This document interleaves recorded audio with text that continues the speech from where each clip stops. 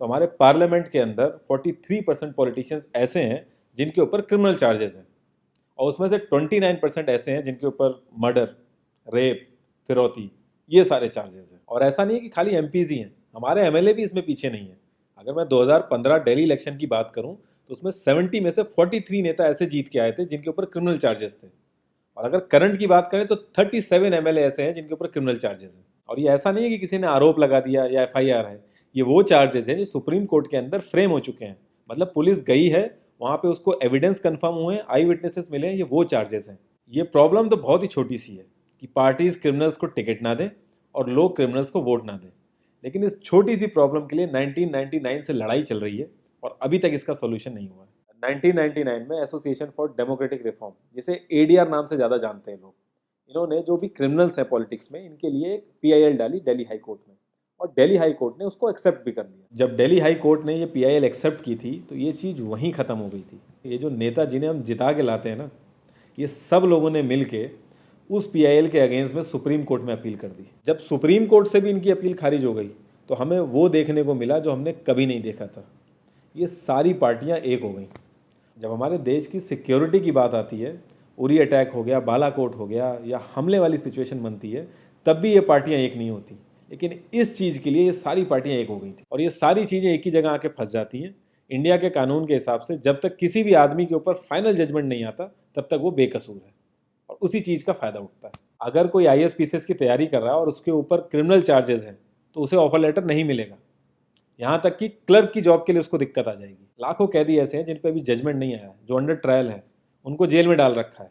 तो ये सारी चीज़ें जो एप्लीकेबल होती हैं सिर्फ पॉलिटिशियंस के लिए होती हैं, बाकी किसी के लिए नहीं। इतने बड़े सांसदीय क्षेत्र में पार्टियों के लिए इतना मुश्किल हो जा रहा है ऐसा कैंडिडेट ढूंढना जिसका कोई क्रिमिनल रिकॉर्ड ना हो। एडीआर की रिसर्च के हिसाब से क्रिमिनल कैंडिडेट के चांसेस 3 गुना ज़्यादा होते हैं जीतने के क्लीन कैंडिडेट के मुकाबले। एक क्रिमिनल कैंडिडेट मनी और मसल पावर का परफेक्ट कॉम्बो बन जाता है। पार्टी के लिए फंडिंग इकट्ठी करनी हो, self financing, black money, campaigning के लिए फाइनेंस इकट्ठा करना हो, हर एक चीज़ में माहिर होते हैं। इसलिए पॉलिटिकल पार्टीज की ये पहली पसंद बन जाती है। पहले लोग इतनी डिमांड में नहीं थे, पहले वही भीड़ इकट्ठी करना, बूथ कैप्चरिंग, इन्हीं सब चीज़ों तक ये लोग लिमिटेड थे। लेकिन ये जैसे जैसे इनकी वर्सेटैलिटी बढ़ती गई, ये पॉलिटिकल पार्टीज की पहली पसंद बनते गए। यार पार्टीज की मजबूरी तो समझ में आती है, लेकिन कास्ट और सिस्टम फेलियर की वजह से लोगों की भी मजबूरी बन जाती है इनको वोट देना। आज की डेट में यार एफआईआर करने के लिए भी आपको जुगाड़ की जरूरत होती है, लेकिन वहीं अगर आप अपनी कास्ट वाले नेता के पास जाओगे तो आपका काम हो जाएगा, थोड़ा बहुत आपका हिसाब किताब देखेगा, आपका काम कर देगा वो। तो ये जो सिस्टम कमज़ोर है ये मजबूर करता है लोगों को इन लोगों को वोट देने के लिए, और ये लोग पूरा ध्यान रखते हैं कि ये सिस्टम कभी स्ट्रांग ना हो। अगर तुम क्लोजली ऑब्जर्व करो तो हर नेता यही तो समझाने की कोशिश कर रहा है कि सिस्टम सारा खराब है, सिस्टम में ये कमियां हैं और मैं तुम्हें इस सिस्टम से बचा लूंगा। और गरीबों के हक के लिए लड़ते लड़ते लड़ते वो खुद अमीर हो जाता है। यार जीतने का एक सुपर हिट फॉर्मूला है, एक एरिया डिसाइड करो, उस एरिया की कास्ट कैलकुलेशन कर लो, जो कास्ट मेजोरिटी में है उसका रॉबिन हुड टाइप या एक बाहुबली टाइप एक नेता खड़ा कर दो, जो सिस्टम काम नहीं कर पा रहा है वो काम तुम करने लगो, लोग तुम्हें वोट देने लगेंगे। इन केस अगर कोई ज़्यादा होशियार बन रहा है या लोगों में ज़्यादा समझ आ गई है तो एक छोटा सा दंगा करा दो, लोगों की मजबूरी बन जाएगा तुम्हें वोट करना। Centre for media studies CMS, इसके हिसाब से लास्ट लोकसभा जो 2019 का था उसमें 50,000 करोड़ से भी ज़्यादा पैसा इन्वॉल्व था। पूरे वर्ल्ड में इंडिया सबसे ज़्यादा पैसा खर्च करता है इलेक्शन में, यूएसए से भी ज़्यादा। तो यार तुम्हें क्या लगता है इतना पैसा खर्च करके कोई जब आएगा तो वो रिटर्न ऑफ इन्वेस्टमेंट नहीं देखेगा? ऐसे ये सारी पार्टीज आपस में कितना लड़ती रहती हैं, कितने वैचारिक मतभेद हैं इनके आपस में, लेकिन जब भी ट्रांसपेरेंसी इन पार्टी फंडिंग की बात आती है ये सब लोग एक जैसा राग अलापते हैं। ये लोग कभी भी पार्टी फंडिंग में ट्रांसपेरेंसी आने ही नहीं देंगे। एक बार जब ये लोग पावर में आते हैं ना तो पूरा का पूरा सिस्टम इनके हिसाब से चलता है, और जो पुलिस वाले इनके हिसाब से नहीं चलते ना उनका ट्रांसफर हो जाता है। 144 पुलिस ऑफिसर्स 1 लाख लोगों की सिक्योरिटी देख रहे हैं, और जब हमारे नेताओं की बात आती है तो 47,000 पुलिस वाले 14,842 नेताओं को सिक्योरिटी दे रहे हैं। अब बाहुबलियों को क्या जरूरत है सिक्योरिटी की? कभी किसी क्रिमिनल को देखा है जिसके आगे पीछे आईएएस पीसीएस पुलिस वाले जी हजूरी कर रहे होते हैं? बहुत ही वर्स्ट सीन होता है वो। हर साल रिपोर्ट्स आती हैं कि 75% से भी ज़्यादा लोगों को पुलिस पे भरोसा ही नहीं है। इंडिया एक लौती ऐसी जगह है जहाँ पे पुलिस को देख के इंसान सेफ फील करने की बजाय डरता है। एक 15 साल के बच्चे तक को पता है कि आईपीएल में सट्टा लगाने के लिए किसके पास जाना है, लेकिन हमारी पुलिस को नहीं पता। और ये सारा सिस्टम, ये जो वीक सिस्टम है, हमारे नेताओं को बहुत सूट करता है, क्योंकि जिस दिन ये स्ट्रांग हो गया तो इन सब की दुकानें बंद हो जाएंगी। इंडिया की 65% आबादी 35 की एज से नीचे है। जो हमारा लोकसभा है उसकी एवरेज एज है 54 और राज्यसभा की एज 63.5 है।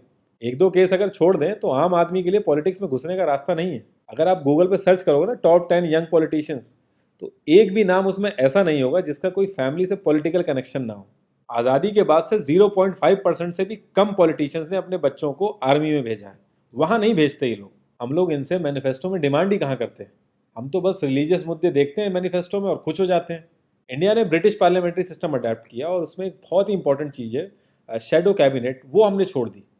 इसके बारे में बहुत ही कम लोगों को पता है और ये लोग हमें पता लगने भी नहीं देते। तो इसमें होता यह है कि अगर मैं फाइनेंस मिनिस्ट्री का ही एग्जाम्पल लूँ तो जो भी रूलिंग पार्टी का फाइनेंस मिनिस्टर है उसके पैरेलली एक ऑपोजिशन का भी फाइनेंस मिनिस्टर असाइन हो जाएगा और जो रूलिंग पार्टी का फाइनेंस मिनिस्टर है उसकी एक्टिविटीज़ को ऑपोजिशन का फाइनेंस मिनिस्टर लोगों तक पहुंचाएगा।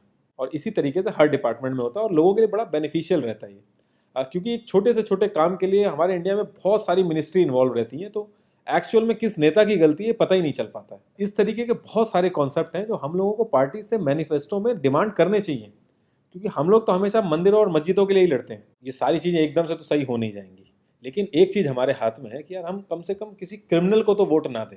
और ऐसा तो होता नहीं कि सारे के सारे लाइन से क्रिमिनल ही खड़े हो जाते हैं। हमें बस इतना करना है कि जो भी कैंडिडेट क्रिमिनल है हमें बस उसे वोट नहीं देना है, भले ही वो हमारी फेवरेट पार्टी का हो, भले ही वो हमारी कास्ट का हो। बस एक दो बार हमें ऐसे करना है, फिर इन लोगों को टिकट ही मिलना बंद हो जाएगा पार्टियों से। जितनी रिसर्च हम अपना मोबाइल फ़ोन खरीदने में करते हैं ना, उसकी 10% रिसर्च भी अगर हमने अपने कैंडिडेट के बारे में कर ली तो ये क्रिमिनल जितने भी हैं पार्लियामेंट में नहीं दिखेंगे, ये वहीं दिखेंगे जहाँ इनको होना चाहिए। लास्ट में एक ही क्वेश्चन पे मैं इस कॉन्वर्सेशन को एंड करूँगा कि पॉलिटिक्स अगर समाज सेवा है तो सैलरी क्यों, और अगर नौकरी है तो एग्ज़ाम और क्वालिफिकेशन क्यों नहीं।